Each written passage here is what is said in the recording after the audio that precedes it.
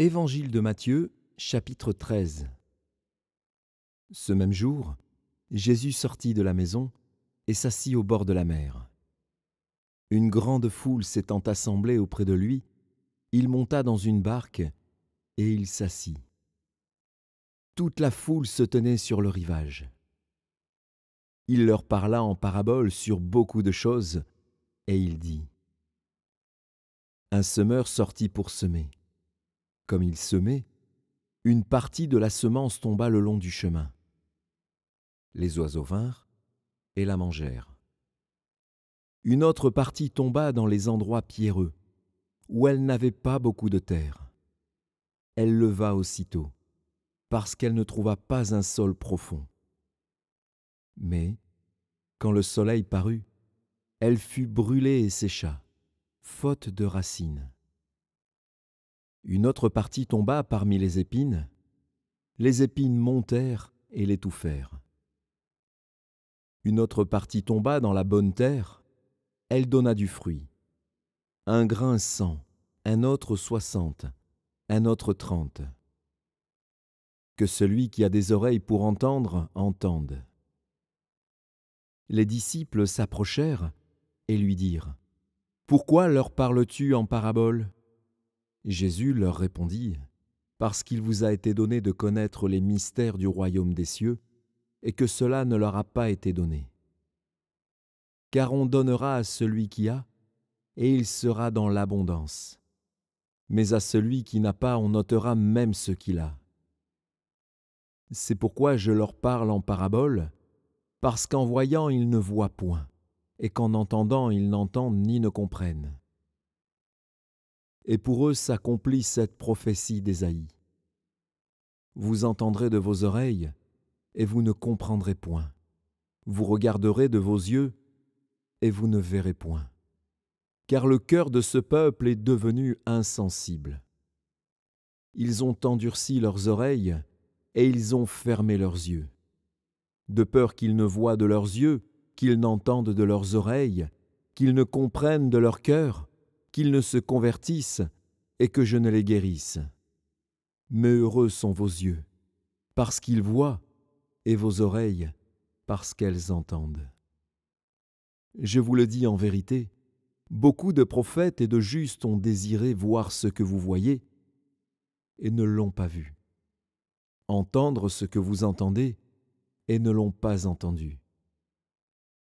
Vous donc, écoutez ce que signifie la parole du semeur. Lorsqu'un homme écoute la parole du royaume et ne la comprend pas, le malin vient et enlève ce qui a été semé dans son cœur. Cet homme est celui qui a reçu la semence le long du chemin. Celui qui a reçu la semence dans les endroits pierreux, c'est celui qui entend la parole et la reçoit aussitôt avec joie. Mais il n'a pas de racine en lui-même. Il croit pour un temps. Et dès que survient une tribulation ou une persécution à cause de la parole, il y trouve une occasion de chute. Celui qui a reçu la semence parmi les épines, c'est celui qui entend la parole, mais en qui les soucis du siècle et la séduction des richesses étouffent cette parole et la rendent infructueuse. Celui qui a reçu la semence dans la bonne terre, c'est celui qui entend la parole et la comprend. Il porte du fruit, et un grain en donne 100, un autre 60, un autre 30. Il leur proposa une autre parabole, et il dit : Le royaume des cieux est semblable à un homme qui a semé une bonne semence dans son champ. Mais, pendant que les gens dormaient, son ennemi vint, sema de l'ivraie parmi le blé, et s'en alla. Lorsque l'herbe eut poussé et donné du fruit, l'ivraie parut aussi. Les serviteurs du maître de la maison vinrent lui dire : Seigneur, n'as-tu pas semé une bonne semence dans ton champ ? D'où vient donc qu'il y a de l'ivraie ? Il leur répondit : C'est un ennemi qui a fait cela. Et les serviteurs lui dirent : Veux-tu que nous allions l'arracher ? Non, dit-il, de peur qu'en arrachant l'ivraie, vous ne déraciniez en même temps le blé. Laissez croître ensemble l'un et l'autre jusqu'à la moisson. Et, à l'époque de la moisson, je dirai au moissonneur, arrachez d'abord l'ivraie, et liez-la en gerbe pour la brûler, mais amassez le blé dans mon grenier. » Il leur proposa une autre parabole, et il dit, « Le royaume des cieux est semblable à un grain de sénévé qu'un homme a pris et semé dans son champ. C'est la plus petite de toutes les semences. Mais, quand il a poussé, il est plus grand que les légumes et devient un arbre, de sorte que les oiseaux du ciel viennent habiter dans ses branches. » Il leur dit cette autre parabole. « Le royaume des cieux est semblable à du levain qu'une femme a pris et mis dans 3 mesures de farine, jusqu'à ce que toute la pâte soit levée. » Jésus dit à la foule toutes ces choses en paraboles, et il ne lui parlait point sans parabole, afin que s'accomplisse ce qui avait été annoncé par le prophète. « J'ouvrirai ma bouche en parabole, je publierai ces choses cachées depuis la création du monde. » Alors il renvoya la foule et entra dans la maison. Ses disciples s'approchèrent de lui et dirent, « Explique-nous la parabole de l'ivraie du champ. » Il répondit, « Celui qui sème la bonne semence, c'est le Fils de l'homme. Le champ, c'est le monde. La bonne semence, ce sont les fils du royaume. L'ivraie, ce sont les fils du malin, l'ennemi qui l'a semé. C'est le diable. La moisson, c'est la fin du monde. Les moissonneurs, ce sont les anges. Or, comme on arrache l'ivraie et qu'on la jette au feu, il en sera de même à la fin du monde. Le Fils de l'homme enverra ses anges, qui arracheront de son royaume tous les scandales et ceux qui commettent l'iniquité.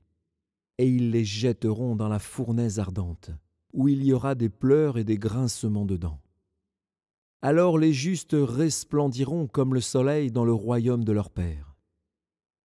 Que celui qui a des oreilles pour entendre, entende.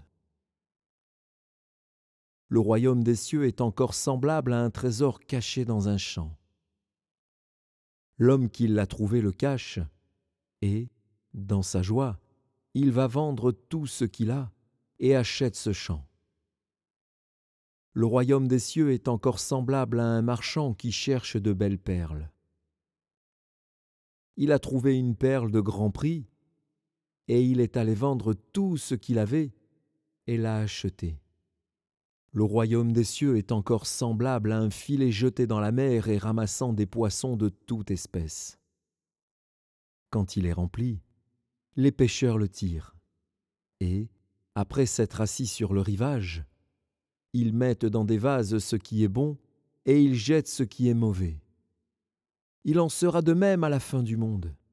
Les anges viendront séparer les méchants d'avec les justes, et ils les jetteront dans la fournaise ardente, où il y aura des pleurs et des grincements de dents. Avez-vous compris toutes ces choses ? Oui, répondirent-ils. Et il leur dit, c'est pourquoi tout scribe instruit de ce qui regarde le royaume des cieux est semblable à un maître de maison qui tire de son trésor des choses nouvelles et des choses anciennes. Lorsque Jésus eut achevé ses paraboles, il partit de là. S'étant rendu dans sa patrie, il enseignait dans la synagogue, de sorte que ceux qui l'entendirent étaient étonnés et disaient « D'où lui viennent cette sagesse et ces miracles ?